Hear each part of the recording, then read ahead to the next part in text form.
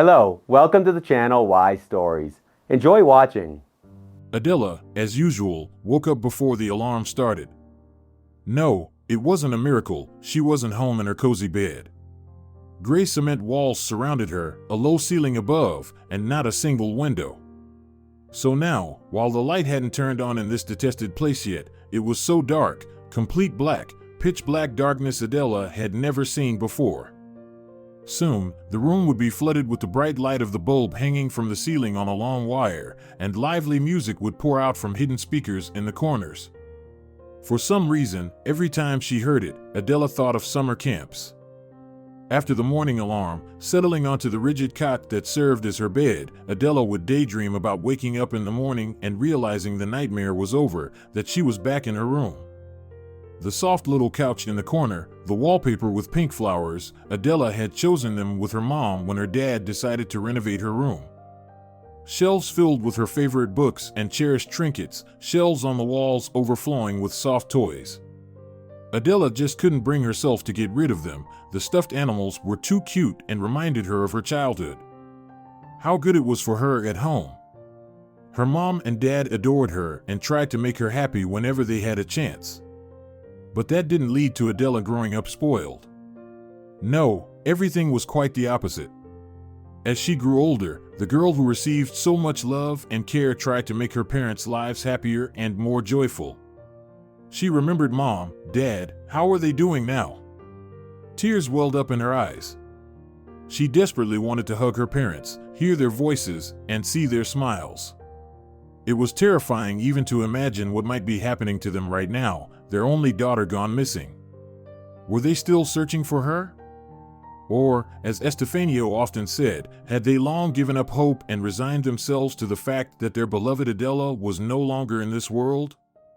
They are still young, probably they've already had another child to replace you, the man who had brought her here liked to repeat, his voice sounding so confident that Adela couldn't help but start to believe what he said. You're no longer needed by them. Believe me, they suffered, shed their tears, and moved on. Time heals, and people adapt to everything. Sometimes Adela tried to argue, but more often she stayed silent. She had long realized that it was unwise to anger Estefanio. He was the one in charge here, and her life depended on him. And that was terrifying. How long had she been in this place? It's hard to say, but definitely not just 1 year. At first, Adela was too shocked by what had happened, couldn't accept it for a long time, and tried to convince herself it was all just a horrible dream. She had no time for keeping track of time. It was only later, once she came to terms with her situation, that Adela started scratching tally marks onto the concrete wall with the edge of an aluminum spoon. She had quite a collection of them now, almost enough to mark 2 years. But it had been a long time before she even began this count, possibly a year or even more. With each passing day, she could feel hope for rescue fading, a growing indifference to what was happening. These changes frightened her. Had she really resigned herself to the idea that she would spend her entire life in this cramped basement, listening to Estefanio's ramblings and his strange family's chatter? Adela often recalled that fateful day, or rather, night, when she ended up here, replaying various scenarios in her head. Was there a chance to avoid this fate? What should she have done differently? What was her main mistake? Adela lived with her parents in a small provincial town, and the construction college was the only educational institution around. Adela, the only daughter in the family, was beautiful, bright, and worthy of more. Her mother had no doubts her child should receive a university education. Her father, on the one hand, agreed with his wife, but on the other hand, he was afraid of letting his daughter alone on an independent journey at such a young age. How will she live there without us? He asked his wife. A big city, new friends, so much unexplored. And what if she comes across bad guys, and we're not there to protect her? We're not that far away, Adela's mother objected, dreaming of a bright future for her daughter, which she believed was impossible in their small provincial town. She always pushed her child towards a career, wealth, and success. She wanted her daughter to have what she had once dreamed of herself. But how will she manage on her own? You still make her breakfast and put her laundry in the washing machine. She's so naive, like a child. How can she live independently in a rented apartment? You think I'm not worried? But for the sake of our children's happiness, sometimes we need to set aside our parental selfishness. Adela's mother, who had read a lot about parenting and raising teenagers, could always drop an impactful phrase that left her spouse with nothing to argue about. As for Adela herself, of course, she wanted to be in the big city. She loved going there with her parents. Beautiful wide streets, enormous parks and squares, numerous intriguing shops, concert halls, clubs, and stylish buildings. Life there seemed to be in full swing at any time of day, so much was new, unusual, and enticing. Adela dreamed of finding new friends, going to nightclubs, and strolling through the city's alleys. She felt like every day in that city would be filled with exciting events for her. She loved her quiet, cozy town with streets overgrown with tall grass and neighborhoods of old wooden houses, playing with piers in the meadow, and splashing in the river that flowed on the outskirts. It was the perfect place to spend her school years. But Adela was growing up, and she wanted more. She fully supported her mother's idea to continue her education in a big city. The thought of living independently took her breath away. Eventually, her father gave in too. "All right," he said one day, "we decided it. After school, you'll go study in the city. Even if you don't get a scholarship, we have savings, we'll cover the tuition. And we'll rent you an apartment, somewhere closer to the university." Upon hearing the joyful news, Adela rushed to hug her father. She understood perfectly well that sooner or later he would agree with her and her mother. And finally, it happened. Adela's exam scores were average. There was no way she could get into the prestigious university's economics faculty with those grades. But as promised, her father arranged for her to enroll in a paid spot. In July, Adela saw her name on the list of accepted students. She was over the moon. Her dream was about to come true. The remaining vacation days before the start of the academic year were simply wonderful. Adela went on a seaside trip with her parents. On the beach, she felt the interested gazes of men on her. Over the past year, she had finally grown up and stopped looking like an awkward teenager. Surely, there would be a lot of handsome, successful guys at the university. There would be plenty of choices, unlike in their provincial, tiny town. Max used to seem like a prince to Adela, the first guy in the village, as her mom jokingly called him, tall, agile, witty, and handsome. She used to dream of him noticing her. But there was no chance. There were always crowds of admirers around him.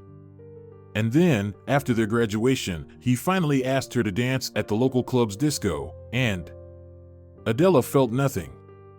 In her mind, she was already in the big city, where she'd have much more interesting admirers. During that period, Adela had trouble falling asleep in the evenings. She was constantly thinking about the upcoming changes. They were a bit scary, but more than that, they were exciting. Just think, she was already a student, a fully grown adult. Finally, it was departure day.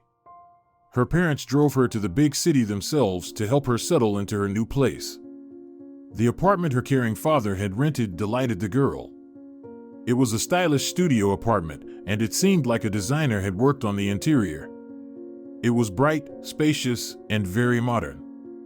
Adela immediately felt like a character from the TV series she loved to watch. The windows overlooked a fantastic view of a wide, festive street where a colorful stream of people always flowed slowly. Behind the beautiful houses, the spire of one of the university buildings was visible, the very one Adela was about to attend. The university was within walking distance. It was very convenient. She wouldn't have to rush in a crowded bus in the morning to make it to her classes. She could stay in bed a bit longer. Her dad was really something. He was always taking care of her. Adela's parents spent the night in the apartment with her and went shopping with her in the morning. They needed to buy so many things: bedding, household odds and ends, stationery for studying, and most importantly, new outfits. Adela needed to look appropriate in lectures. Her father spared no expense on dresses, blouses, and skirts. He had always loved indulging his only princess. And her mother, as always, skillfully put together outfits that fit Adela like those on a model in a magazine. After buying everything they needed, the family went to a cafe. Her parents gave her the final instructions, preparing her for serious study. "Please take care of yourself," her mother said as a last word. "We won't be there to take care of you, so you'll have to take responsibility for yourself. But if anything happens, you can always call us," her father immediately added. "No matter what the problem is, whatever it is, even if you feel guilty about something, we'll support you," her mother agreed. "We'll understand everything and help you through it. You can trust us completely." Adela smiled. She truly had wonderful parents. They always listened to her opinions, always considered her interests, never belittled her, and certainly never hit her, as happened in the families of many of her friends. Adela understood perfectly well that she could come to them with any problem. They were her reliable backers, which gave her strength and confidence. And finally, Adela was left alone. Her parents closed the door to the apartment. They would be back in their cozy little apartment tonight, where Adela spent her happy childhood. But something entirely new awaited her. Classes were starting the day after tomorrow. Adela had prepared herself for something significant, yet the university surprised her with its scale. There were wide corridors, labyrinthine stairs, auditoriums with high ceilings and huge windows, and so many people, students, young stylish professors, venerable old professors, a diverse and bustling crowd. On her very first day, Adela found a friend. Celestina had come to study from a village. Unlike Adela, she had managed to get a scholarship. "You're amazing." Adela genuinely praised her. "What else could I do? It was my only chance to escape poverty." Celestina grew up in a large, poor family and always dreamed of a more successful and comfortable life. She put all her effort into studying, understanding that no one would pay for her education. She received a scholarship and a place in the dormitory, and she wasn't about to miss this opportunity. At the university, Celestina soon became one of the top students in her course, thanks to her determination, persistence, and hard work. Adela often copied homework and answers for quizzes from her friend, and she wasn't the only one. Celestina not only excelled in her studies, but also worked as a waitress in a bar in the evenings. "How do you manage to do it all?" Adela wondered. "I don't have a choice. The monthly scholarship isn't enough, and I don't expect any help," the girl shrugged. Next to her new friend, Adela felt like a little girl whose parents still looked after her. In Celestina's life, there wasn't only work and studying. Thanks to her job at the bar, she was the first to hear about all the grand parties. On that fateful evening, a well-known rock band was supposed to perform on stage, and Celestina managed to get a ticket for her friend. As an employee of the establishment, she could attend the event for free. Adela spent the whole day in happy anticipation. She would see the musicians live, whom she had only seen on the TV screen until today.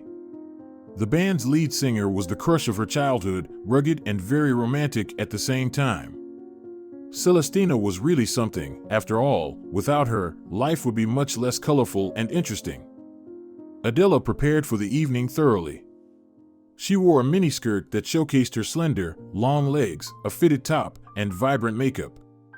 She decided to leave her wavy blonde hair down. It cascaded beautifully over her shoulders.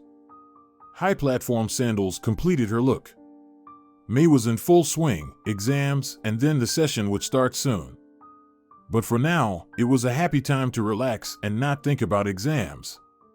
The weather was already sunny. She felt light and cheerful. Adela critically examined herself in the mirror, tucked a couple of unruly strands with a bobby pin, adjusted the straps of her top, slightly adjusted her skirt, and finally smiled at her reflection. She really was a beauty, and Celestina often told her that. Today, Adela agreed with her friend 100%.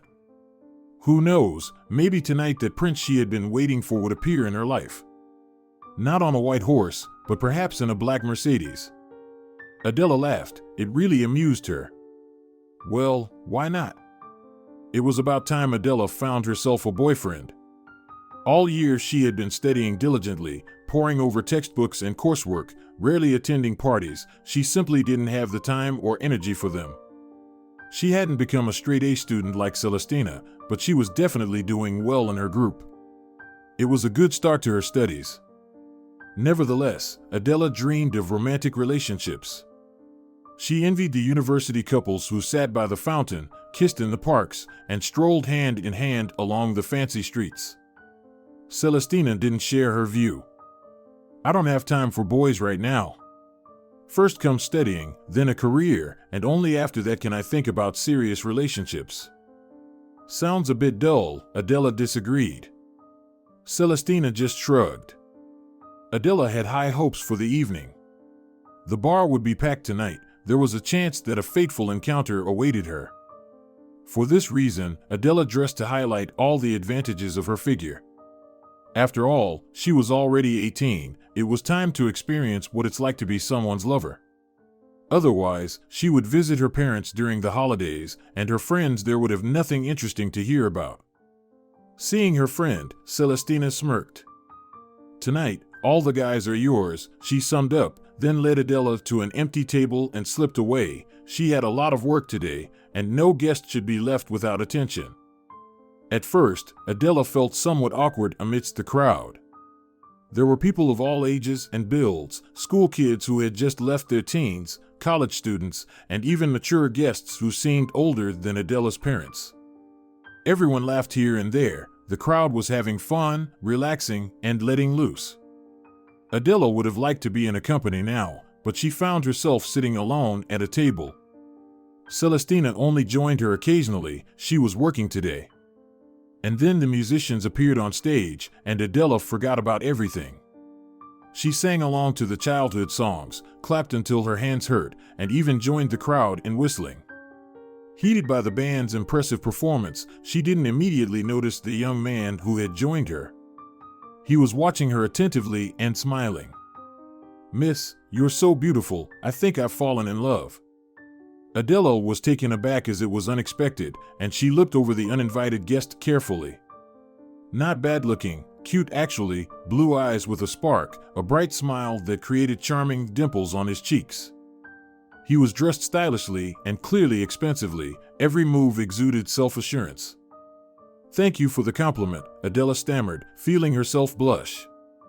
She mentally scolded herself for this behavior. After all, she had hoped to meet a prince, and here he was. Why did she react so strangely? "I'm Mario," the guy introduced himself. "Adela. What a wonderful name. I don't know anyone else I'd name the same way." "Thank you," Adela mumbled again. But Mario quickly made her forget her embarrassment. He led the conversation casually and freely, cracked jokes at the right moments, shared interesting facts about his life, and asked Adela questions. Soon, it felt like she had known this guy since childhood. Yes, Mario was skilled at making his conversation partners comfortable. Adela, of course, understood that talking about love was premature, but she had clearly piqued Mario's interest. Such a guy noticed her. The girls would be envious when they saw them together. This thought made her behave more openly, although something inside her resisted being so candid with a stranger. When Mario went to the smoking area, Celestina slipped over to the table. "Do you realize he's hitting on you, right?" she asked her friend. "Of course. And is that a bad thing? But it's clear that he's looking for a one-night stand. I see Mario in our bar from time to time. He often leaves with a girl, and then he comes back alone and looks for a new fling. He's a typical playboy, keep that in mind." "It's different with me, for sure," Adela said, brushing it off. "You should have seen how he looks at me with such admiration. He looks at everyone like that. He's an experienced charmer, so be careful. And really, why don't you go home already? Call a cab. The band has finished playing, there's nothing more to catch here." "No way," Adela said, shaking her head in disagreement. "I'm having so much fun for the first time, and you're suggesting I go home." "But at least go easy on the cocktails," Celestina sighed, looking at another glass of sweet drink that Adela was generously treating Mario with. "Okay." About an hour later, Celestina approached Adela's table again and, apologizing to Mario, drew her friend into a conversation. "I'm leaving, my shift's over." "Well, all right. Let's go to the cinema tomorrow. You'll have a day off, right?" "Let's go." "Come with me." "No." "What are you saying?" "I'm having such a great time with Mario. It's so interesting to talk to him." "You can exchange phone numbers and talk tomorrow. And now that you've had enough, let's go. You can stay over at my place." But Adela declined. How many times she would later blame herself for that decision. If she had gone with her friend then, nothing bad would have happened to her. But history doesn't tolerate the subjunctive mood. Everything happened the way it did, and now Adela is here, in this cramped basement, deprived of communication with her loved ones. She hasn't seen the sun, clouds, or blue sky for years, and she hasn't felt the fresh breeze on her face. It was uncertain if any of that would ever be in her life, or if she'd have to spend her days in this cursed dungeon. After Celestina left, Mario started behaving more recklessly. He moved closer, put his arm around Adela's shoulder. The speech of the new acquaintance became less coherent, and his gaze clouded. The drinks quickly did their job, turning the pleasant young man into an animal. "Let's go to my place," Mario finally suggested, at that moment using one hand to hold Adela tightly against him. Adela tried to pull away, but the guy just tightened his embrace. She felt how strong his arms were. I should go," Adela mumbled. She was starting to get scared. She was completely alone in the bar. It was deep into the night outside. There was no one to ask for help, and the new acquaintance seemed serious. Mario no longer seemed like a prince to her. She wanted to get away from him. "No, what do you mean, home?" Aggression crept into Mario's voice. "How much have I spent on you today?" "Calculate it, a neat sum just went on cocktails. And now you're going home." "No way, make up for it." Waves of panic and disgust washed over Adela. And why didn't she listen to Celestina? The disappointment felt almost physically painful. Mario seemed so smitten, so decent, and now these words. The girl silently pulled a stack of bills from her purse, everything she had, and handed the money to Mario. "Here, take it, and I need to go home." The guy just smirked. "Naive little fool, I love girls like you. This won't even cover half of the expenses. Get ready, we're going to my place." With these words, Mario pulled Adela away from the table and headed towards the exit. Resisting him was simply impossible. His strong arms held her firmly, and she couldn't even struggle. Adela walked through the hall on weak legs. From the outside, she and Mario probably looked like a couple hugging. Maybe she should have screamed to attract attention. But the music was blasting, people were laughing and chatting, hardly anyone would hear her. And Mario would surely be infuriated by such behavior, and who knew what he might do to her for it. "I need to go to the restroom," Adela said, grabbing onto a straw. Right now, she needed to get away from Mario, even if it meant spending a few minutes outside of his steel embrace. Perhaps she could ask someone for help. "You can wait until we get home," her companion replied grimly. "No, I can't wait. Or do you want me to ruin the interior of your car or the taxi? I don't know where we'll be going." Mario let out a heavy sigh and led the girl to the women's restroom, peered inside, made sure no one was there, and only then pushed Adela into the room, saying, "Hurry up, I'll wait for you near the entrance." Adela locked herself in a stall and caught her breath. It felt like tiny hammers were pounding in her head. How did she end up in this situation? What should she have done now? Maybe stay here and wait until the place closes, until a guard enters? She would surely ask him for help. But surely, Mario would get tired of waiting soon and burst in here. His flimsy lock wouldn't hold him back. Suddenly, Adela felt a light breeze on her back. She turned around. Right under the ceiling was a rectangular partially open window, very narrow, but perhaps Adela could squeeze through if she tried really hard, of course. And she did try. She stood on the toilet seat, reached for the pipe, and pulled herself up on it like on a pull-up bar. Where did she find the strength? Adela had never been particularly sporty. And there it was, the window that could save her life, right in front of her. With great difficulty, she squeezed herself outside, scraping her nails and knees in the process, but that was a small price to pay compared to the freedom she now had. Adela rushed away from the bar. People who had gone outside to smoke were looking at her with surprised glances. She didn't pay attention to the direction, she just wanted to be far away, which meant safe. Adela felt like Mario was chasing her. She kept looking back, but the city's nocturnal streets were quiet and deserted. Her feet stumbled every now and then. It's not easy to run in high-heeled sandals. Finally, Adela thought she had put a safe distance between them. She sat down on the steps of the library and caught her breath. So, she managed to escape. That was good news. But there was bad news too. Her purse was still back there in the bar, with her money, phone, student ID, and many other pleasant and necessary items like makeup items, chewing gum, and other odds and ends. That was not good. First of all, Mario now knows her name and where she studies.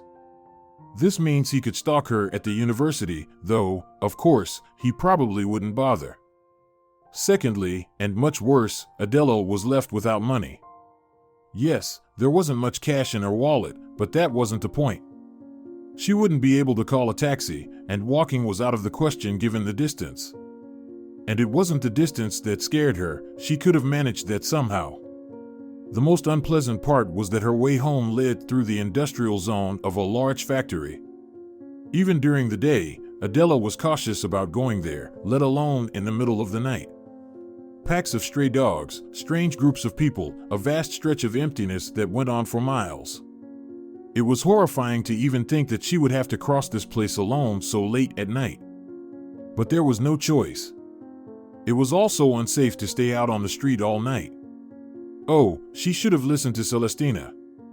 The thought, I should have listened to Celestina, would haunt Adela's mind 1,000 times and echo with pain in her heart. How easily she could have avoided becoming a captive. Even staying with Mario would have been a much better decision. But who could have known what Adela's escape from the bar would lead to? Adela forced herself to get up from the steps. Now that she walked more slowly, her mind was clearer. Nothing terrible, she would be home in about 40 minutes. She'd take out the ice cream with nuts from the freezer, sit in front of the TV. But first, of course, she would take a shower, wash away all the anxieties of the evening. And then, as morning approached, she would fall asleep right in front of the flickering screen. Soon, she would be completely safe, and she'd never take such risks again. She would become a better student, immerse herself in her studies. It was enough adventure for her. Thinking in this manner, Adela reached the part of the route that scared her so much, the industrial zone. She stopped. There were quiet, illuminated streets behind her, while here was a completely different world, dark, frightening, and dangerous. But there was still no other way, so Adela resolutely moved forward. Dogs were howling and barking somewhere. She just hoped not to encounter that pack. The wind carried muffled voices and laughter from somewhere. Somewhere close by, it seemed, a cheerful group was hanging out, most likely male, judging by the tone of their voices. Meeting these people was even scarier than facing the dogs. Walking became difficult because the impenetrable darkness obscured the path. Adela stumbled now and then, even fell a couple of times. Oh, how she wished to get out of here already, her home was just within reach. Adela had never felt so lost and vulnerable. If anything happened, she wouldn't even be able to call for help, no one would hear her anyway. A tall, solid fence enclosing the factory grounds stretched on endlessly. And suddenly, she heard the rustling of tires behind her. The beams of headlights illuminated the road. Adela jumped back in fear, pressing her back against the fence. It's a pity there's no shelter nearby. Common sense told her that meeting anyone decent at night in such a place was not a good idea. In the car, there could be anyone, and dealing with her now would be so easy, they'd just push her into the car and take her somewhere. Her heart was pounding so hard that it felt like it could jump out of her chest. For the 100th time that evening, Adela regretted choosing such an outfit: a mini skirt, a crop top, and high platform sandals. And she had put on makeup like a doll, as if she were deliberately asking for trouble. A car, an old one, pulled up next to the girl. She looked at the driver and passengers in fear, then breathed a sigh of relief. Behind the wheel was a middle-aged man, quite ordinary looking, tousled hair, stubble on his cheeks, a plaid shirt like a dad would wear. Next to him, in the passenger seat, was a woman, also very plain, without makeup, and a cheap market dress, on the heavier side. They were a typical couple and didn't differ much from Adela's parents or her classmates' parents. The sight of the third passenger finally reassured the girl, an adolescent girl in a stretched-out t-shirt and jeans, probably their daughter. She was looking at Adela with tired and indifferent eyes. "Miss, what are you doing alone in such a dangerous place at night?" the man asked, rolling down the window. There was genuine concern in his voice. Adela then thought that maybe he imagined his own daughter in her place and wanted to help. "It just happened," Adela mumbled. "I got into trouble. I'm on my way home now, not far left." "Get in, we'll give you a ride," the woman, who had already opened the back door for Adela. "Valeriana, move over." "Of course, get in," the man said. "We'll get you there quickly, who knows what could happen. It's dangerous for a young girl to walk alone in the city at night." Of course, Adela had been told 100 times that you shouldn't get into a car with strangers. But she was so tired, so cold, and she was really scared, she still had to cross the industrial zone. And if the man had been alone, Adela would never have agreed, but there were his wife and their daughter. It was an ordinary family, just like Adela's. They saw her, felt sorry for her, and wanted to help.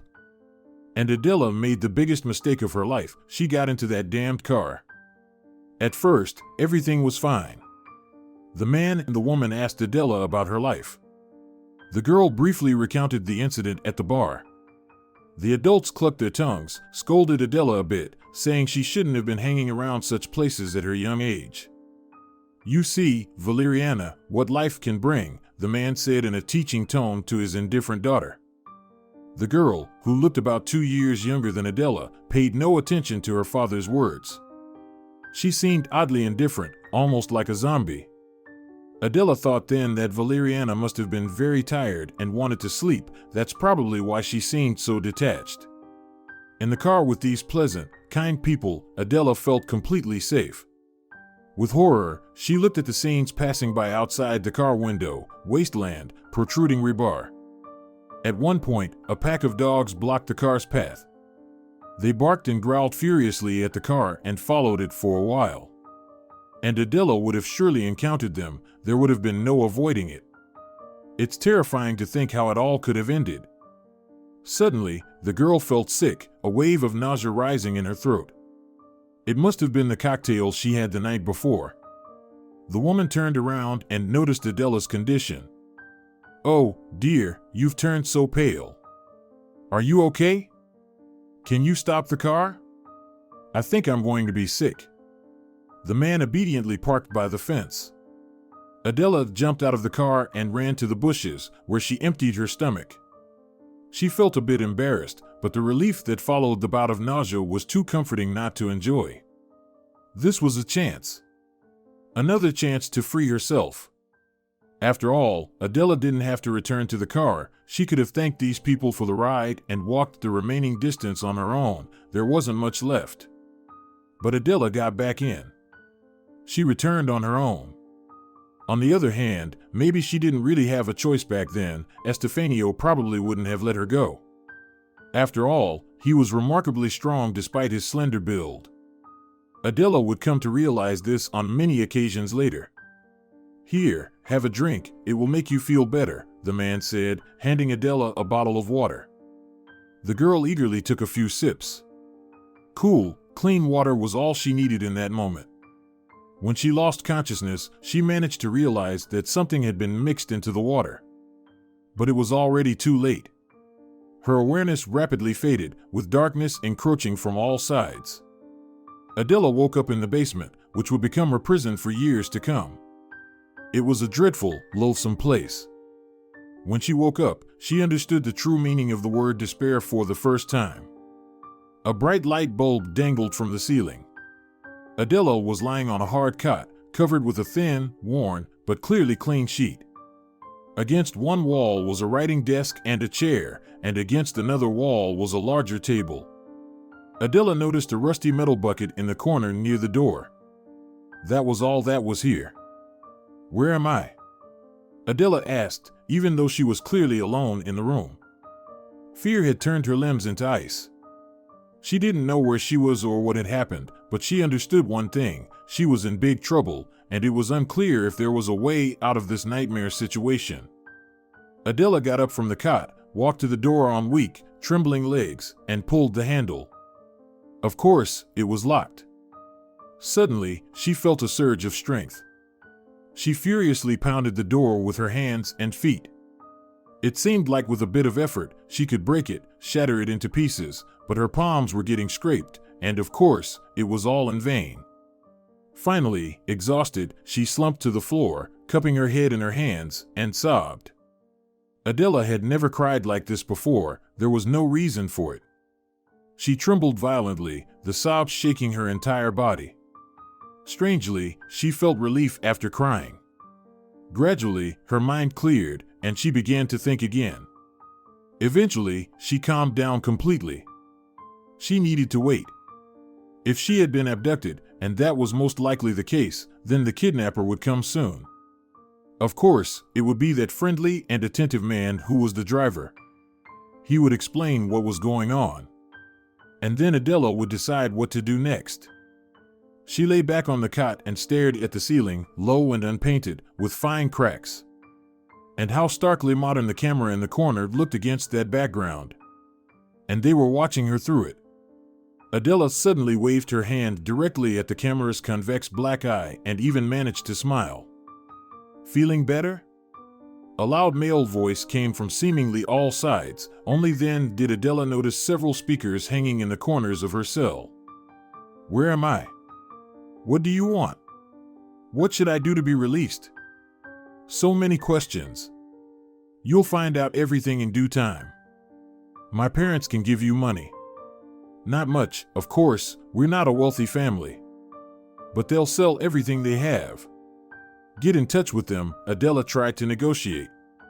"You're all the same," the man said, sounding disappointed. "You think money solves everything, but I'm not acting for the sake of profit." "Then what?" Adela cried out in desperation. Panic was washing over her in cold waves. If only the kidnapper had wanted money, that would have been at least logical. What was he going to do to her? What fate awaited her? "Calm down, we'll talk," the man said, disconnecting. Like a caged tiger, Adela started pacing from one corner to another. She needed to release the stress. The movement brought some relief, however small. Suddenly, she heard a click. Adela turned her head towards the sound. A small window opened in the door, and female hands pushed a tray with a glass and a plate through. So that's what the strange protrusion on the door was for. The window quickly closed, and the tray remained on the narrow windowsill. "Eat," the voice from the speaker said again. "Leave the empty dishes where the tray is now, Elisa will take them." At first, Adela wasn't even considering touching the food, but then she felt hunger in her stomach, and her thirst was relentless. So, despite her condition, Adela quickly finished the cold, unsweetened porridge and drank the water from the glass with its unpleasant metallic taste. Had they mixed something in again? Or was it due to the old plumbing? Time passed. Nothing else happened, only the tray with the dirty dishes was taken through the window and the door. Adela tried to talk to her captors. They must have heard her. The camera was evidence of that. They were clearly watching, but there was no response. She felt like she was talking to thin air. They didn't communicate with her much. They passed her food and water through the window. Adela used the rusty bucket she noticed upon waking as a makeshift toilet. They took it through a special opening in the door, then returned it empty. They had everything thought out. Initially, Adela tried to call for help. She shouted so much that it felt like her eardrums were about to burst, but to no avail. The kidnappers didn't even try to stop her screams. Adela concluded that calling for help was useless. Either they were holding her in a remote place with no one around for miles, or the basement walls were insulated with soundproofing material. The criminals clearly weren't afraid of her cries. They let her scream as much as she wanted. So time passed, perhaps several days, maybe even a week. Eventually, Adela grew accustomed to her new existence. She spent her days sitting on the cot. To occupy herself, she invented various interesting stories in her head, as if she were mentally showing herself movies. The events in these mental pictures always unfolded against the backdrop of beautiful landscapes, vast fields, seaside coasts, bustling cities. Adela was missing open space. The light of the electric bulb, although very bright, couldn't replace the gentle rays of the sun. The stale air of the basement made her nauseous. Periodically, she would fall into a fitful sleep. She lost track of days and didn't even roughly keep up with the time of day. The light bulb burned continuously under the ceiling, its light becoming tiresome. Increasingly, she wanted to immerse herself in soothing darkness. She asked them to turn off the light, even for a short while, but her request went unanswered.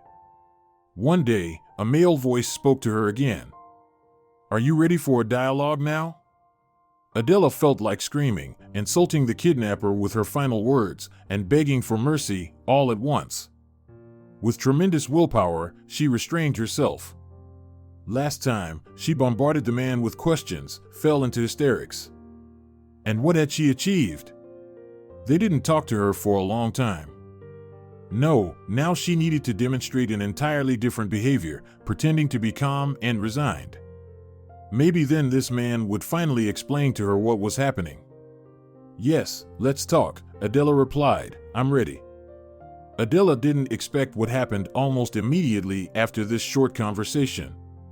The door opened, and he entered the room. It was the man in the plaid shirt, just like her father's, the same man who had been driving the car, the seemingly peaceful family man. Now, looking at him, Adela couldn't understand how she could have been so mistaken.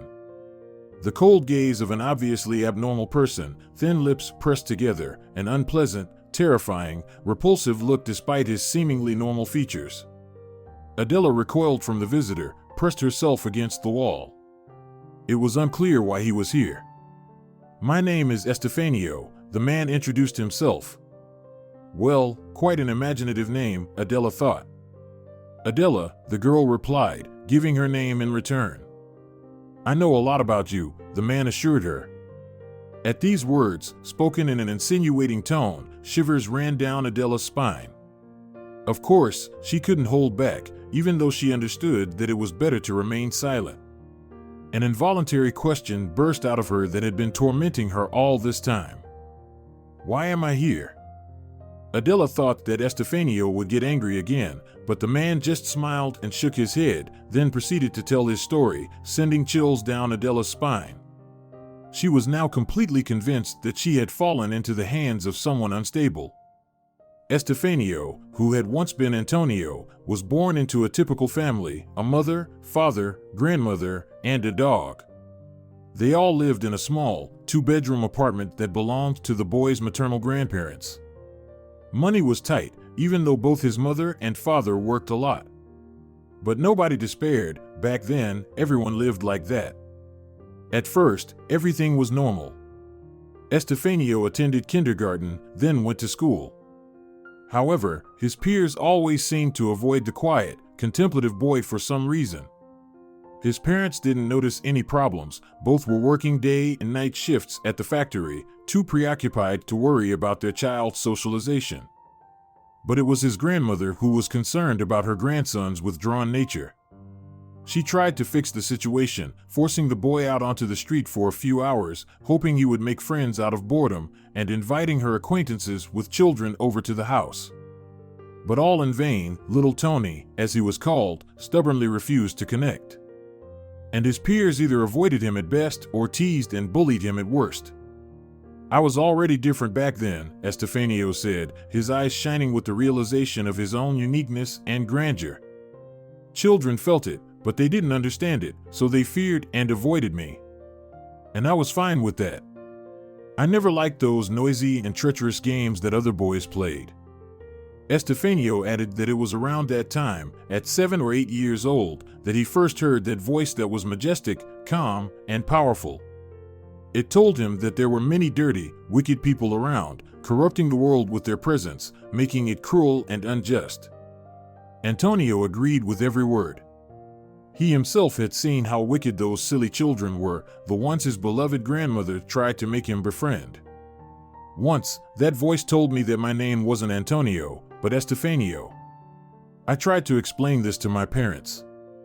My mother laughed, and my father got angry. Their reaction angered me a lot. I decided that my time would come, a time for revenge.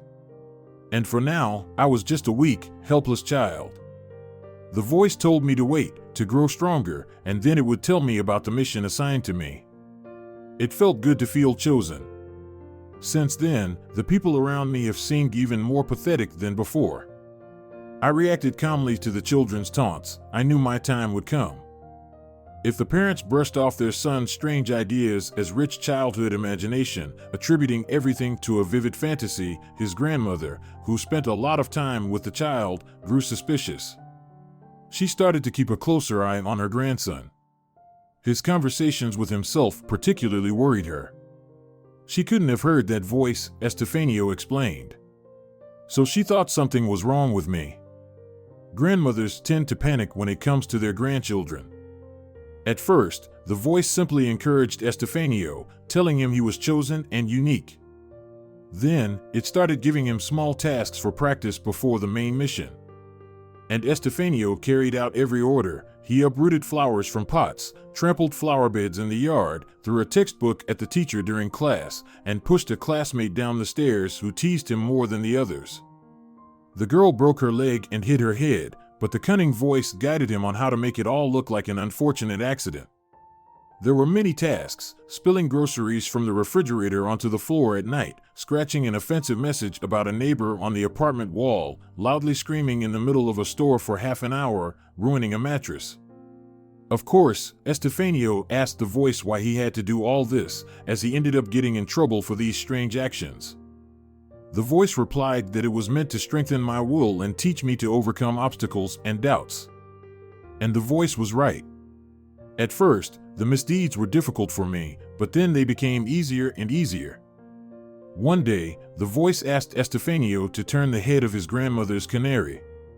The boy didn't particularly like the bird. It annoyed him with its incessant chirping, scattering trash around the cage, while he was very fond of cleanliness. But this request was just too much. The voice explained that as the grown Estefanio was going to undertake a serious mission, there would be times when he would have to be tough and resolute. Kindness would require fists. The boy sighed, gathered his strength, and carried out what seemed to him to be a terrifying order at the time. Of course, the grandmother understood whose handiwork it was and was horrified. Her grandson had long been acting strangely. She told his parents about the problem, but her busy daughter and son-in-law always dismissed it, attributing everything to regular boyish mischief. The grandmother realized that it wasn't so. She had raised many children, seen her daughters and sons' friends grow up, and she understood perfectly well that something was definitely wrong with Antonio. For example, she was worried about the fact that an 8-year-old boy insisted on being called Estefanio. The canary incident became a distressing signal for the elderly woman to take immediate action. She couldn't wait any longer. Antonio urgently needed to be shown to specialists. She took her grandson to the doctor. Tests, analyses, interviews, every aspect of the boy was examined. The verdict was discouraging. The child's condition was deteriorating. And so, the treatment began: pills, injections, and periodic stays in the hospital. Sometimes the therapy led to the voice temporarily quieting down, and that was when Estefanio truly became frightened. He wanted to hear the voice. He found comfort and ease in its guidance on how to behave. The boy realized that the pills were the cause, so he stopped taking them. He pretended to swallow the wretched pills, discreetly throwing them out of the window. Estefanio grew up, with his eccentricities becoming even more noticeable. His peers treated him differently, they avoided him, feared him, and teased him. Teachers strongly recommended transferring the troublesome student, who might engage in eccentric behavior right in the middle of class, to a special school. His parents were ashamed of their son. They had never been particularly close to the boy. His grandmother had taken care of his upbringing from an early age. They were quick to lay the blame on her for Antonio's not turning out right. The mother and father tried to minimize interaction with their defective child as much as possible in their cramped two-bedroom apartment. The grandmother still kept an eye on the boy. It became increasingly difficult for her to predict and prevent the teenager's outbursts. The older Estefanio became, the more often and longer the voice talked with him. One day, he initiated a conversation with the voice about girls. A woman should be quiet, hardworking, and virtuous, the voice proclaimed. But look around, observe your classmates and other girls. What do you see? Estefanio saw growing girls, each of them seeming attractive to him in her own way. He envied the boys who dared to be with these nymphs, joked with them, hugged them, and sometimes even kissed them. Estefanio understood well that these young beauties would never allow him near them, and he grew angry with the girls, with the boys, and with the entire world. These are fallen women, the voice continued. Notice how they dress, how they put on makeup, and how they behave. They do everything to attract men, to capture their thoughts, and to later weave ropes from them. This is a great sin. But they're not entirely hopeless while they're still young. Later, it will be too late to do anything. Now, I will reveal to you a part of your important mission on this earth. He had been waiting for this moment for so long. The moment when the voice would tell him about the great mission. And the voice revealed it. It turned out that Estefanio must guide girls onto the righteous path, convey to them that loose behavior is dangerous, sinful, and repulsive. He must explain that if they continue to behave this way, it will be too late to change anything. If you save even one woman from sinfulness, then the mission is successfully accomplished, the voice continued. The more women you save, the better. But keep in mind, this is a challenging path. You will encounter many obstacles on it, you will have to face misunderstanding, and, of course, you will need cruelty, cold-bloodedness, and sometimes even ruthlessness. Estefanio eagerly set out to fulfill his mission and soon realized that the voice was right. Classmates to whom he tried to convey his important message ridiculed him. The boys joined in. They insulted Estefanio, laughed at him, and even pushed and kicked him. But Estefanio didn't give up. Some time passed. Estefanio finished school but refused to continue his education. He wasn't accepted into the army due to his diagnosis. Now, he spent his days sitting at home, locked in his room, listening to the voice that gave him important advice. You acted with sincere desire and commendable zeal. And I didn't interfere, I wanted you to see for yourself. Words alone won't do, you need to be firmer, more determined. Your mission is not an easy one. Act with force. For some girls, the only path to salvation is temporary isolation from society. You need to prepare thoroughly. And Estefanio found a part-time job, he needed money. From morning until evening, he hovered around large grocery stores, helping the loaders for a token fee. His father was pleased. Finally, his son had come to his senses. Yes, Estefanio had disability benefits due to his diagnosis, but it was hard for his father to see the grown child sitting in his room all day long. He had hands, legs, and plenty of strength, so he wanted his son to work at least in this way. Soon, Estefanio realized that the loader's assistants earned meager wages, and he needed a lot of money. He found a way to achieve what he wanted. It turned out that most people were excessively trusting, leaving their bags, jackets, and wallets in plain sight. Estefanio calmly took money and cards from such unsuspecting individuals. After all, he did it not for himself, but for the common good. On a warm June day, when no trouble seemed imminent, his grandmother suddenly passed away. Her heart had been giving her trouble for a while, but the old lady couldn't manage to reach a doctor. Estefanio was the one who had been constantly going to specialists, hoping for her condition to improve.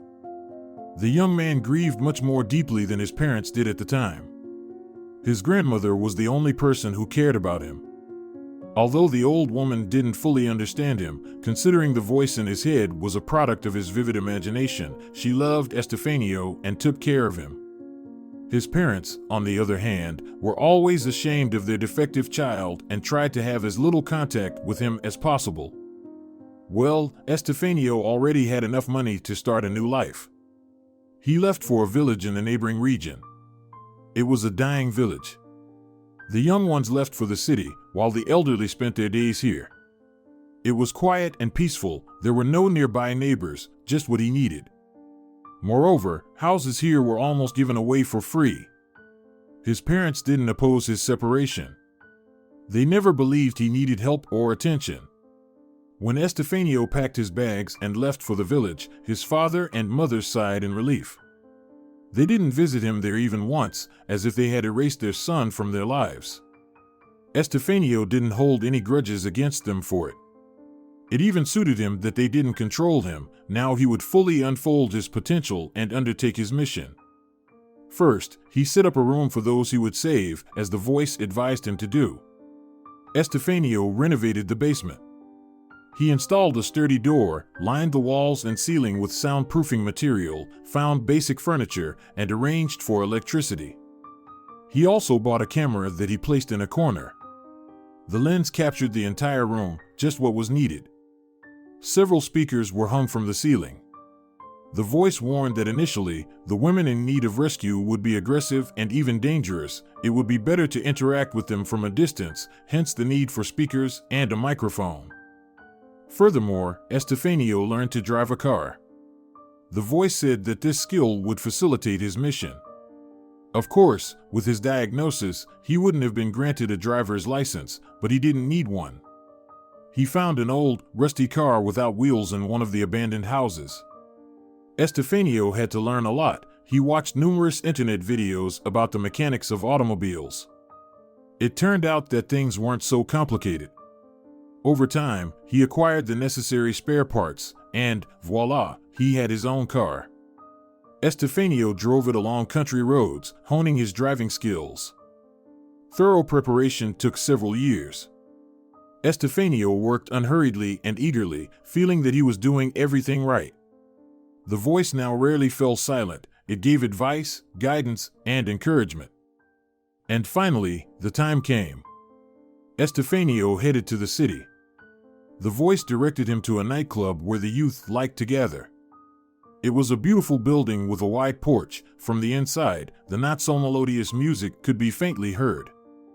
The youth crowded the staircase. The girls were dressed in outfits that revealed more than they concealed. They were blatantly flirting with the boys, laughing immodestly. Estefanio's heart clenched. The voice was right. The world was truly in great danger if very young individuals behaved this way. That night, Estefanio tried to take one of these wanton girls with him. A prepared room awaited her, soul-saving conversations. She needed to reevaluate her behavior and worldview before it was too late. She was an audacious, red-haired girl of 18. There shouldn't have been any problems with her. She was clearly drunk and didn't understand much. Estefanio took her by the hand and led her to his car, but he was stopped. The guys from the red-haired girls group noticed that an unfamiliar man was taking their friend away. Without hesitation, they pounced on Estefanio and beat him. He learned a lesson from this situation and understood that he needed to act more subtly. The next time, he entered the club as a regular visitor, blending into the crowd, finding an observational spot, and beginning to examine the establishment's guests. He was interested in those who were alone and weren't being watched by anyone. Elisa immediately stood out from the crowd. Amid the dancing youth, she looked like a white raven. Firstly, she was a bit older, seemingly Estefanio's contemporary. Secondly, the woman was too openly eyeing the guys and even initiating contact with them. Yet, despite her efforts, she wasn't successful in gaining the man's attention, even though she tried hard. Estefanio mentally posed the question to the voice. Is this woman the one? Is she the future of the girls who weren't saved in time? Will they become like her? As a possibility, yes, the voice promptly responded, but I think there's still hope for this woman. She's not beyond redemption. Approach her, invite her along. It's not the most difficult task, it's what you need for practice. Approach her, invite her along. Estefanio had never interacted with women like this before.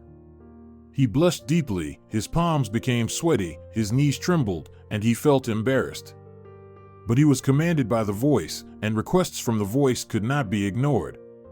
So, he gathered his courage and approached the woman. Seeing that someone was finally interested in her, the woman broke into a smile.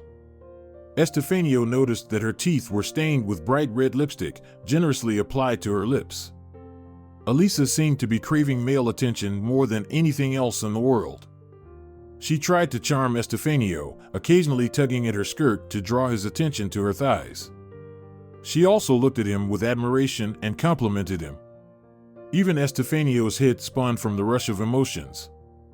The voice managed to restore his self-control and remind him that he wasn't here for entertainment but for an important mission.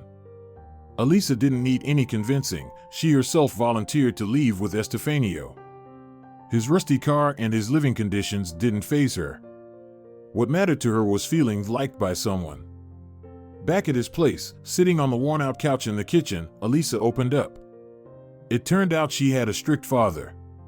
He prohibited his daughter from wearing makeup, dressing provocatively, and, of course, interacting with boys. For the slightest disobedience, he punished the girl with a belt. Elisa's mother didn't oppose such methods of upbringing. She was a pale shadow of her husband, obedient to his every word. Estefanio expressed admiration for Elisa's father, believing that's how a man should be.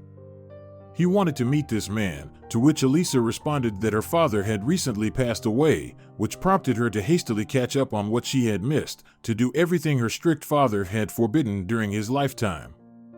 Elisa started dressing provocatively, wearing bright makeup, and going to clubs and bars. She never really made any close friends her age. Her father said they only brought trouble, so Elisa embarked on her adventures in complete solitude. But evidently, time had been missed. Pretty, young girls were popular, and Elisa resented them with all her heart for their youth and freshness. Occasionally, some male attention fell her way as well. "What do you do for a living?" Estefanio inquired. It turned out, nothing. Just like him, Elisa had a disability and the same diagnosis. This fact pleased Estefanio. He saw a kindred soul in Elisa. She didn't need to be saved, she just needed a bit of love and attention. And also, she could become his faithful assistant.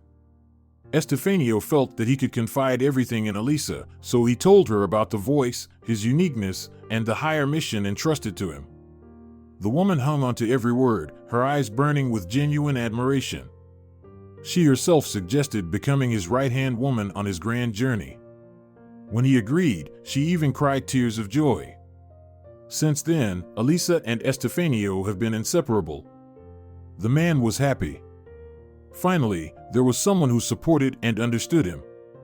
He didn't need to hide anything from Elisa, she fully shared all his views. Moreover, just like his grandmother once did, Elisa took care of Estefanio, pouring him coffee, making pastries and pancakes, and cooking aromatic borscht. It turned out that he had been missing a lot of this. Elisa didn't need saving, on the contrary, she could become a support in the mission of rescuing young souls. Her provocative appearance and loose behavior were just a way to elicit a bit of love from those around her. But nobody understood her, just like Estefanio, they were two against the world. Now Elisa looked completely different. She wore long dresses, didn't wear makeup, and tied her hair neatly in a ponytail. Estefanio liked her this way much more.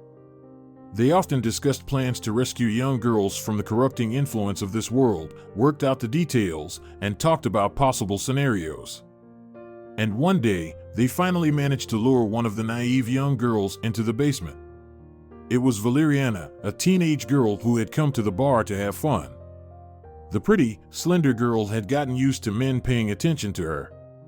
They were willing to pay for her food and drinks, take Valeriana for rides in cars around the city at night. Of course, everything came at a price, something Valeriana had learned quite well by the age of 16. The girl didn't object, everything had its price. Home life wasn't easy for Valeriana. Her mother raised her alone.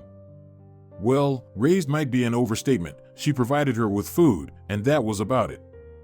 Her mother enjoyed a carefree lifestyle.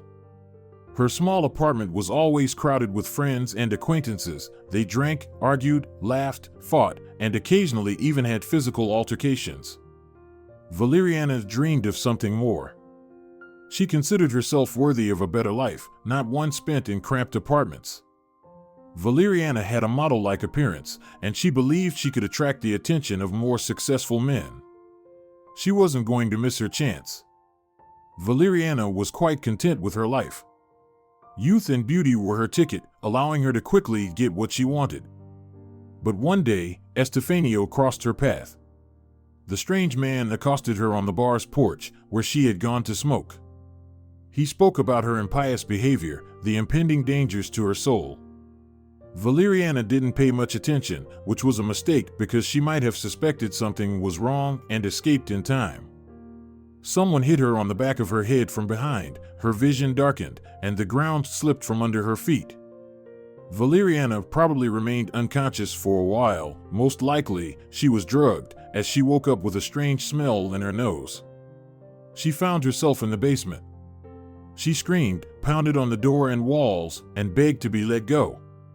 At first, I talked to her from a distance. As the voice advised, Estefanio's eyes were slightly clouded with memories. Adela looked at him in horror, finding it hard to believe that all of this was true. Dealing with Valeriana was challenging. She struggled for a while, but eventually, things started to change. Valeriana broke, became indifferent, and apathetic to everything around her. She no longer opposed visits from Elisa and Estefanio. She hung on their every word and followed their instructions flawlessly. After a couple of years, she could even be released from the basement. Valeriana didn't attempt to escape. With Estefanio and Elisa, she found what she had been missing at home: care, love, understanding. Finally, someone cared about her. Estefanio realized that the girl was ready. He wanted to take her to a monastery near the nearest town, but Valeriana suddenly resisted and asked to stay in this house with them. Let her stay. Elisa supported the idea. She can be like a daughter to us and an assistant. It's more fun together. Now we have a real family. Estefanio considered it, consulted with the voice, and agreed. Indeed, extra hands wouldn't hurt in a rural house. Soon, the voice said it was time to move forward. Everything went well with Valeriana. Congratulations. She's now a redeemed girl, saved from the world's filth. But how many more of them are there, these young, foolish girls in need of rescue? You can't just do nothing, the voice urged. Their next target was Adela. On that evening, Estefanio was lurking outside the bar, accompanied by his loyal assistants Elisa and Valeriana. Adela, squeezing through a narrow window onto the street, naturally couldn't escape the trio's attention. Estefanio's car followed her silently from the bar, and of course, the dark, ominous industrial zone turned out to be the perfect place to lure her into the car. Well, that's the whole story, Estefanio summed up, scrutinizing Adela closely. You're lucky. You're still very young, and I saw you in time. It's easy to save you. Let me go, the girl pleaded. I understand everything now. I won't dress like that anymore, and I'll avoid those places. This is a good lesson, really. Thank you so much for caring. I truly understand now. For a moment, Adela felt like her words were having an impact. Estefanio seemed lost and thought about something. But there's a lot of work to do with you, the man said, shaking his head. It's not as simple as you think. But it's good that you're reflecting on your behavior and trying to understand me.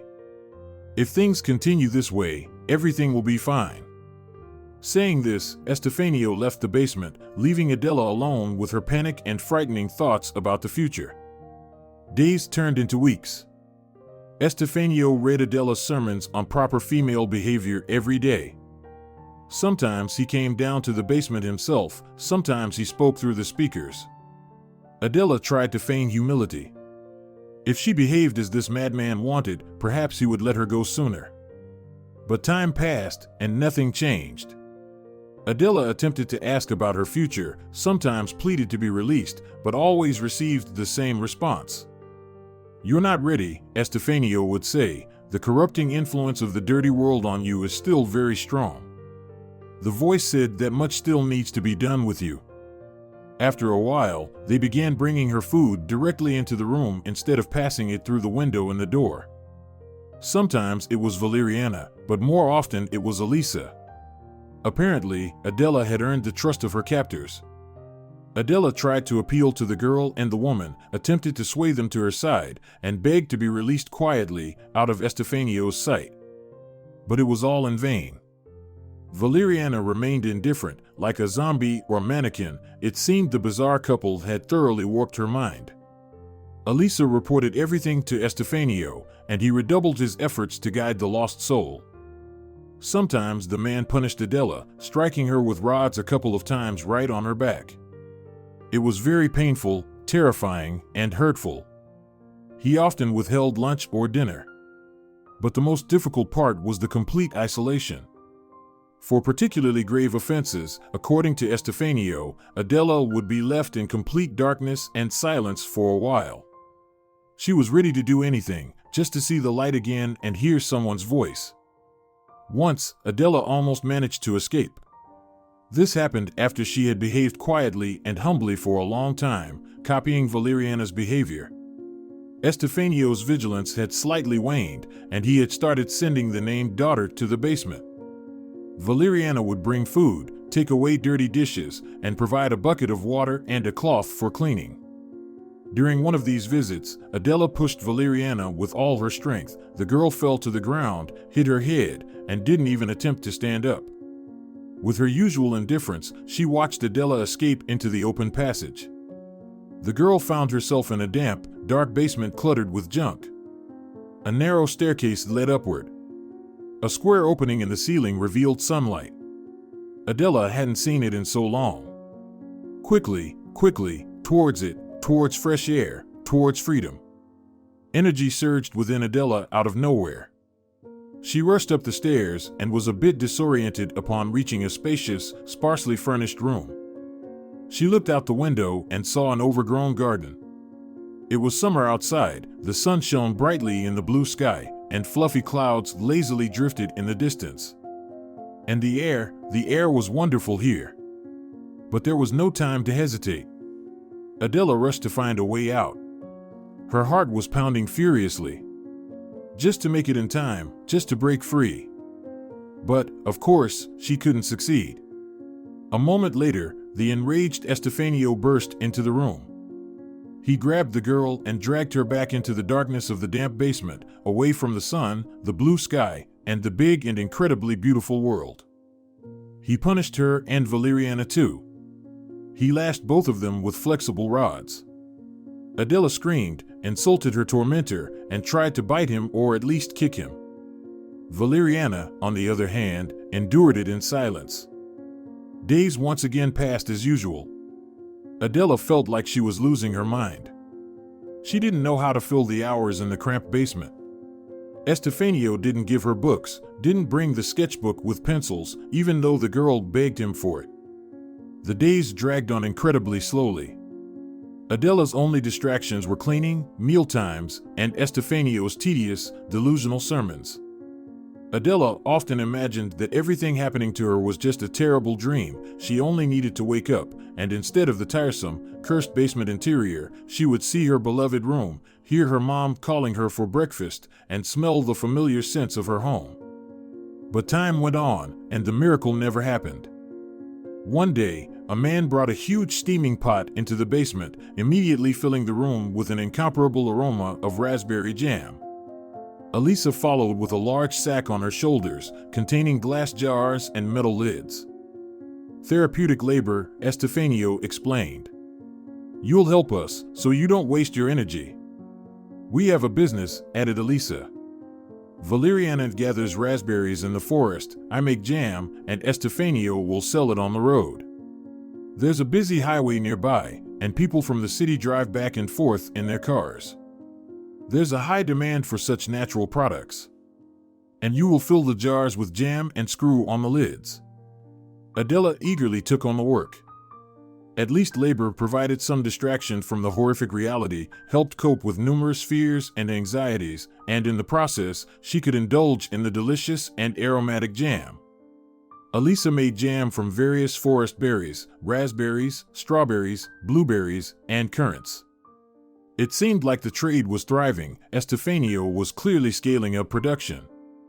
Adela still remembered the day when she accidentally noticed a scratch on the inside of one of the lids. Something clicked in her mind. She realized she could do something to save herself. She could reach out to the outside world, ask for help. She decided to act immediately. She found a sharp stone on the floor, presumably brought in on someone's shoe, and used it to scratch a message directly onto the lid. She briefly described everything that had happened to her as best she could and indicated her location. From Estefanio and Elisa's conversations, Adela understood she was in some semi-abandoned village away from the highway. Adela assessed the result of her efforts. The words of the message were easy to overlook. If you didn't scrutinize them, they looked like scratches on an old lid. But still, there was a chance. On that day, Adela managed to take 6 such notes. She worked quickly, knowing that someone might be watching her. She couldn't raise suspicion. But when Estefanio appeared after some time, he behaved as usual, even praised Adela for her work. Apparently, if he was watching her, he didn't notice anything. The next day, Adela realized that the saving thought had come to her just in time. The berry season had ended, and this was the last batch of jam. The girl had managed to send a total of 6 messages out into the world. Now all that was left was to wait and hope. Adela lay on the hard cot, waiting to get up and thinking about her unfortunate fate. How unlucky she was to get caught up in such a situation. Hopefully, someone would notice her pleas for help on the lid soon. Or perhaps these jars hadn't been sold yet. Were they just sitting in the basement? Or, worse, had Estefanio decided to keep the jam from the last batch for their own consumption? She didn't want to think about what might happen if he noticed the inscriptions. Loud and lively music poured out of the speakers, and the basement was flooded with bright, blinding light. It was time to get up, wash up, and start another dull, joyless day. Job was driving down the empty highway, carefully watching the road. Early autumn had started, and the trees stretching on both sides of the road were already beginning to turn yellow. It was such a beautiful time of year. He was returning home from a business trip. He had been tasked with finalizing a contract with the director of a small factory in a provincial town, and Job had excelled, negotiating favorable terms for his boss. The boss would be pleased, and surely he would reward Job with a well-deserved bonus. Suddenly, in the distance, Job noticed something dark. There was someone on the roadside. As he got closer, he saw a man of slender build. He was sitting on a folding chair, the kind fishermen use, with plump jars of raspberry and seemingly blueberry jam spread out on a blanket in front of him. It was clear what was going on. A local resident had embarked on the simple business of selling homemade preserves. Job just couldn't drive past. Memories of his grandmother's cozy, warm house and her pancakes with raspberry jam came rushing back. What a time it was! The price was extremely low, and Job purchased several wonderful jars from the man. He decided he would definitely buy some pancakes from a supermarket on the way. It wouldn't be his grandmother's baking, of course, but it's still better than nothing. In the evening, his ex-wife, with whom Job had divorced 2 years ago, came over with their son. Here, let him stay with you tonight. I need to go to a friend's for my birthday, and I have nowhere to leave him. Although he had planned to rest after the journey, Job was delighted with this turn of events. He had missed his 5-year-old son David a lot, and they hadn't been seeing each other as often as he would have liked. Job had become a father very early, while still a third-year student, and he had never regretted it. Initially, father and son watched cartoons together, then played with building blocks for a while, and finally, it was time for dinner. Job took out the store-bought pancakes and a jar of jam he had bought the previous day. He poured coffee for himself and his son. It felt so cozy to sit at the table in the living room, chatting about everything and savoring the pancakes with the delicious raspberry jam. David kept fidgeting in his chair, wanting to run off somewhere, and he seemed somewhat nervous, fiddling with something in his hands, sniffing, blinking rapidly. Job started thinking about showing his son to a neurologist. Perhaps the little one was still upset about his parents' separation. Such a poor thing. After dinner, Job was washing the dishes, while David was playing on the table, staging a small battle with the cutlery. Spoons fought against forks, other pieces of cutlery served as tanks and covers. "Help me, they've captured me," David pronounced slowly. At first, Job thought it was just part of his son's game. "Dad, what does it mean when men are captured? Is it like in movies when they take people away?" Job turned around. David was examining the lid of the jam jar with interest. Job approached closer and only then noticed the scratched words on the back of the lid. If it weren't for his son, he might not have paid any attention to them. His heart raced furiously. Job felt a rush of heat. What was this? Was it a joke? Or was it a genuine plea for help? And what should he do? Should he urgently call the police? Or forget about it and carry on with his life calmly? Heavy thoughts troubled Job. He tossed and turned all night. On the one hand, there was so much desperation, hope, and pleas in that message. On the other hand, maybe it was just a prank, possibly by the jam seller's sons or their friends. Yet by morning, Job decided to take his discovery to the police and let them decide what to do with it. Adela, as often happened, opened her eyes before the alarm started. She was laying on the cot and trying to imagine her parents and their life. How had they coped with the disappearance of their only beloved child? Had they truly lost hope and stopped searching? What are they doing now? Adela missed her mom and dad so much, just thinking about them squeezed her heart painfully and brought tears to her eyes. When her parents were around, all problems seemed insignificant. She could hide from any troubles in her mother's warm embrace and behind her father's protective back. But now she had to deal with everything on her own. Suddenly, a noise came from outside the door. The loud bangs made the basement shake. Adela jumped on the cot, pressed her back against the wall, and hugged her knees. Something was happening. A few more muffled thuds, and a crowd of people stormed into the room. It was hard to make out any details, the light wasn't on yet. Beams from handheld spotlights explored the walls and ceiling of the basement. In these circles of light, Adela caught glimpses of men's faces, camouflage uniforms. "You came for me." Adela finally understood what was happening. She could hardly believe her luck. For so many years, she had tried to convince herself that what had happened to her was just a terrible dream, and now, on the contrary, she feared that men in uniforms were just part of her dreams.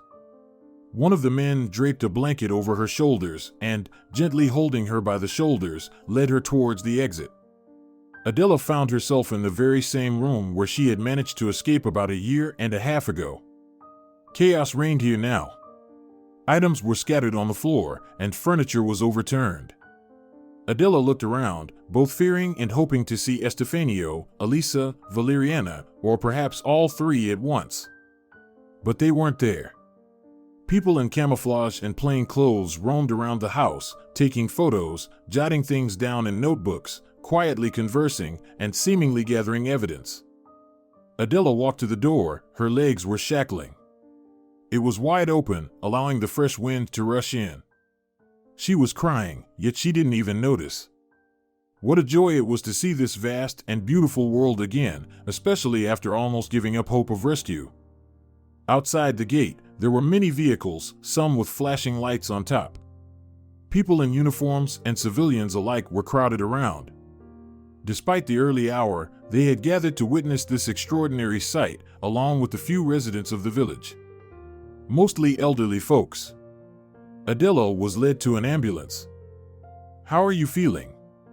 a woman in a white coat asked. "Wonderful," Adela smiled. "Just wonderful. I haven't felt this good in a long time." The doctor shook her head and said that Adela should still go to the hospital with them. Adela didn't object.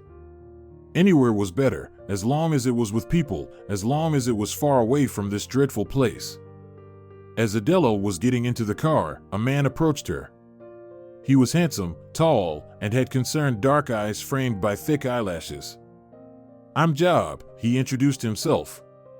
"I'm the one who found your message on the lid of the jam jar. Tell me, how are you? Did the help arrive in time?"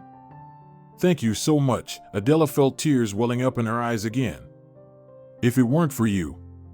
Thank you for informing the police." "At first, they didn't take my words seriously," Job admitted. "They thought maybe my son played a prank.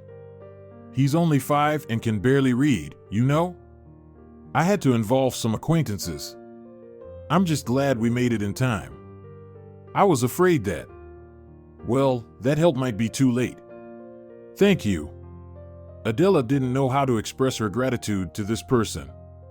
She wanted to say something more, something important, but a policeman arrived and separated Job from her. Nevertheless, they did meet again. Job visited Adela in the hospital. Not right away, of course. At first, no one was allowed to see her except her parents, who initially lived in her room, refusing to part with their daughter, who had miraculously returned. They had already lost all hope of seeing Adela alive, and then came such a miracle. Meanwhile, Adela could only communicate with her friend Celestina over the phone. Celestina cried on the other end. It turns out that all these years she had blamed herself for inviting Adela to the party and not giving her a ride home after her shift. Celestina lived with an overwhelming sense of guilt, even seeking help from psychologists. Adela's return became her salvation and immense joy. But time passed, emotions settled down, and life gradually returned to normal. Adela was still in the hospital, where they had identified minor health issues caused by the poor and monotonous diet, as well as the lack of fresh air. There were also understandable nervous system problems, but Adela was recovering. The trial of the criminal couple proceeded relatively quickly. Estefanio and Elisa were deemed dangerous to society by experts and were sent to a closed medical institution. They were to receive lifelong treatment. Valeriana, on the other hand, was recognized as a victim and was also sent for treatment.